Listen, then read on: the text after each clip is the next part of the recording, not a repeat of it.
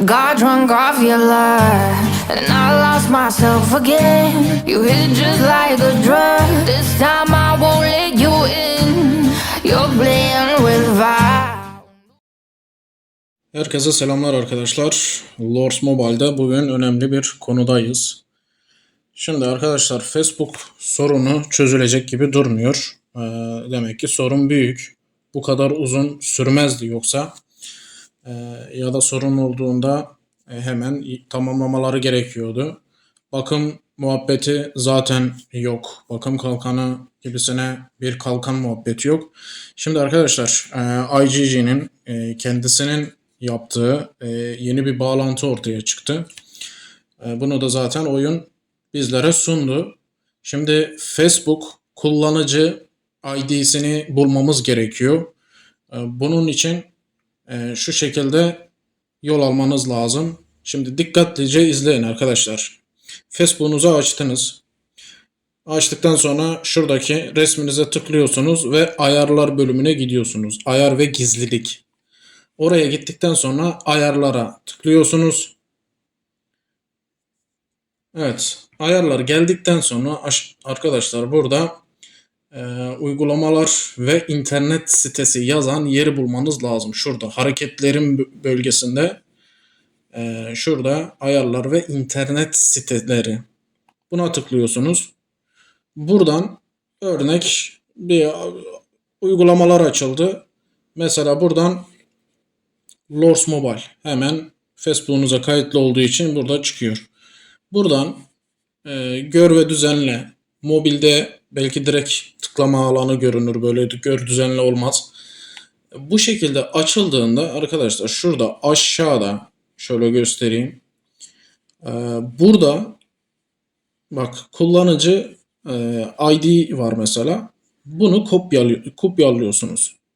Bunu kopyaladıktan sonra bu bir kenarda bekliyor. Facebook'la bizim işimiz bitmiş oluyor. Çünkü bundan sonraki aşama Facebook'la değil artık o bağlantı yeriyle alakalı bir mevzu. Şimdi hemen o bağlantıya geçelim. Evet arkadaşlar şimdi Facebook'la işimizi bitirdik. Facebook kullanıcı ID'sini aldık.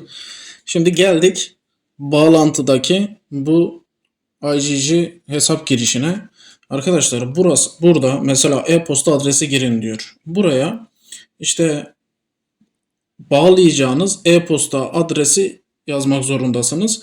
Ya sıfırdan açın ya yeni açılmış bir hesap olabilir. Bir tane buraya hesap numarası yazmanız lazım. Çünkü bu postaya şifre gönderecek. Şimdi mesela e-postanı yazdın. Normal kullanıcı girişini aynı şekilde yazdın. E-postanın girişini diyorum. Girdikten sonra kayıt yapıyorsunuz. Kayıda tıkladıktan sonra arkadaşlar sizin önünüze yine e-posta adresiniz yazılı gelecek. Ama altında mesela boşlukta bir kod alanı bırakacak size. Yanında da gönder yazacak. Orada göndere tıkladığınızda buraya yazdığınız e-posta adresine kod gidecek. O kodu buradaki alana yazacaksınız. Sonra burada iki tane alan oluyor işte kutucuk. O iki tane kutucuk dolu olması lazım. Boşluk olan kutucuğu da doldurup sonra devam yapacaksınız. Devam yaptıktan sonra işleminiz bir sonraki noktaya geçiyor. Orada da arkadaşlar normalde mesela bu alan oyunda yoktu. Bu alan işte Facebook için sorun yaşayanlara özel olarak açılmış bir bölüm. Normalde mesela oyun içerisinden bu IGG hesap bağlama mevzusunda bu alan normalde çıkmıyor ya da çıkmıyordu. Ama burada sadece Facebook sorunuyla alakalı bu alan konulmuş durumda buraya. O aldığımız Facebook kullanıcı o ID'sini buraya yapıştırıyorsunuz. Oradan aldınız, yapıştırdınız ya da bakarak yazdınız diyelim. Burada bu sefer şuradaki tap to find yapıyorsunuz. Bunu yaptıktan sonra şöyle göstereyim. Arkadaşlar bakın burada bir yazı çıktı. Bu ne diye soracak olursanız arkadaşlar, bu Facebook hesabınızın bağlı olduğu Lords Mobile linki ve ID'si. Lords Mobile'in ID'si çıktı. Bu da şu anlama geliyor arkadaşlar. Şuradaki link yazan kısma, şuraya tıkladığınızda diyor ki bu ID ile Facebook kullanıcı isminiz eşleştirilsin mi diyor. O da şuna, linke tıklayarak bunu ona eşleştiriyorsunuz. Yani kullanıcı adınızı buradan girerek burası sizin Lords Mobile ID numaranızı bulmuş oluyor. Bulduktan sonra burada birleştirme işlemini yapıyorsunuz.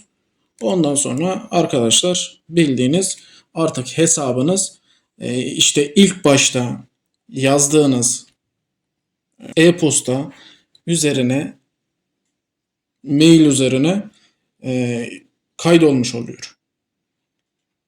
Kaydolduktan sonra işte bu şekilde back to game demiş mesela, oyuna geri dön diye. Oyuna geri dönüyorsunuz. Oyuna geri döndükten sonra örnek mesela artık normal giriş yapmanız lazım ama ID ile giriş yapacaksınız. Belki de ID kullanmayanlar var. ID için şimdi bakalım, gösterelim nasıl gireceğinizi. Şimdi arkadaşlar, Facebook'u dediğimiz gibi o bağlantıda hallettik. Bağlantıyı ilişkilendirdik. IGG oyunun IGG numarasıyla artık bağlamış olduk. Oyuna geçtik. Hesaplarım diyoruz.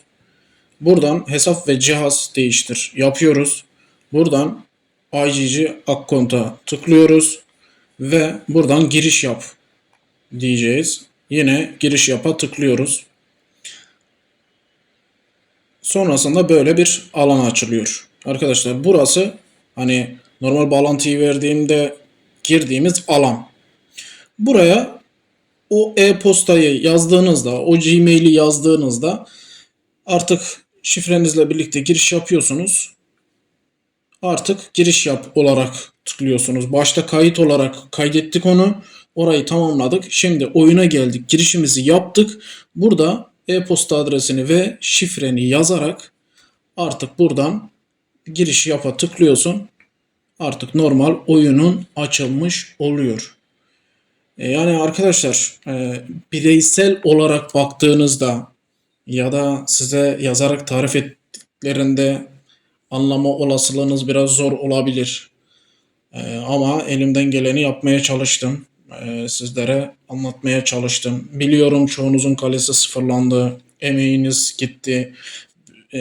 Mesela şöyle durumda olanlar da var. Hani hem başka Gmail olsun ya da başka bağlantılarda olup ayrıyeten Facebook hesapları işte sıfırlananlar var. Ama onlar hiç olmasa biraz daha iyi oyunun içerisindeler. Sadece Facebook girişi olup o şekilde oyunla bağlantısı kalmayan insanlar var. Kaç gündür düzelmedi. Bir haftanın üzerine çıktık çünkü.